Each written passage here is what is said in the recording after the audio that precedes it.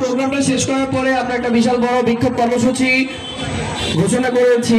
যে বিক্ষোভ কর্মসূচি হচ্ছে আমাদের চাঁদাবাজ, দখলবাজ, সিন্ডিকেট বাজের বিরুদ্ধে। আশা করি সবাই সেই বিক্ষোভ কর্মসূচিতে নিরলসভাবে অংশগ্রহণ করবেন।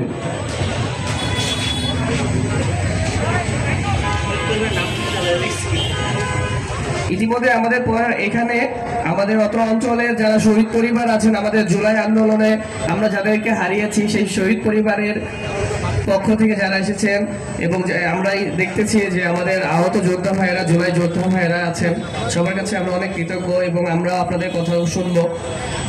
আপনারা দেখছেন যে আমরা জুলাই আন্দোলনের এই স্পিরিটকে ধারণ করে পুরো বাংলাদেশে আমাদের জুলাই পদযাত্রা হচ্ছে। সেটা কিসের জন্য? বিচার এবং সংস্কারের যাত্রার জন্য। তো বিচার এই সংস্কারের জন্য কিন্তু আমাদের এই জুলাই পদযাত্রা। এই জুলাই পদযাত্রা আপনারা দেখছেন এখন সাতক্ষীরার দিকে আছে। ইনশাআল্লাহ এটা শেষ করে পুরো 1 মাস ব্যাপী 64টা জেলা প্রদক্ষিণ করে আমরা ঢাকাতে সবাইকে ডাকবো, ইনশাআল্লাহ সবাইকে।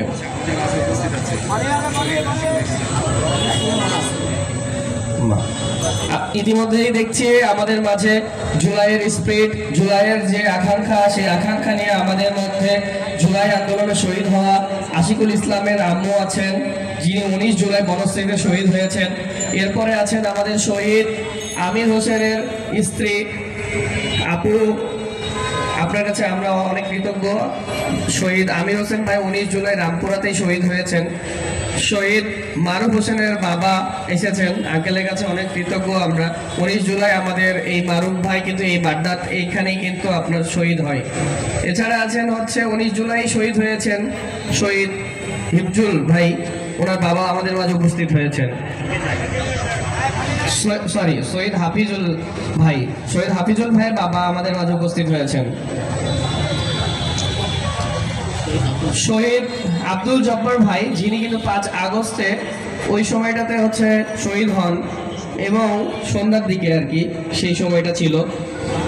অনেক মর্মান্তিক ঘটনা ছিল সেই দিনটা ওনার জন্য, ওনার পরিবারের জন্য।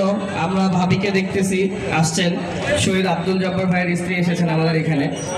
এরপরে শহীদ আব্দুল এন্ট্রি আসছে, ওনার মা আসছে, সরি।